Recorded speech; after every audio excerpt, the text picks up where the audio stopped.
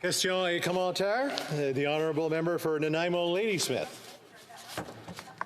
Thank you, Mr. Speaker, and congratulations on the new role as Chair. I'd like to again thank the constituents of Nanaimo Ladysmith for putting their trust in me as their newly elected Member of Parliament. The devastating flooding in BC has been a painful reminder that we are living with the consequences of the human-caused climate crisis. Indigenous communities across Canada continue to be at the forefront of the climate crisis. Shamefully, First Nations feel the impacts all too frequently, being at the back of the line for federal funding for cleanups and infrastructure.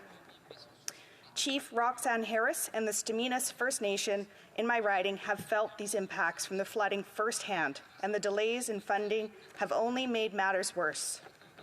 Mr. Speaker, is my colleague ready to listen to the Indigenous leaders like Chief Harris and to work alongside Indigenous communities to get them urgent support that they need to combat the worsening climate crisis?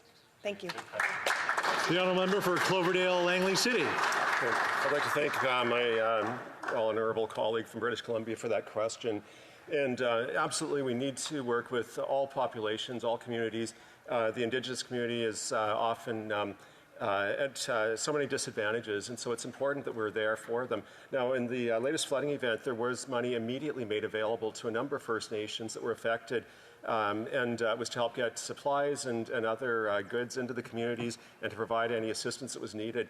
But yes, we can never forget that these populations that are often at risk need support, and I think we all need to work together to make sure that our Indigenous communities are supported through these types of events.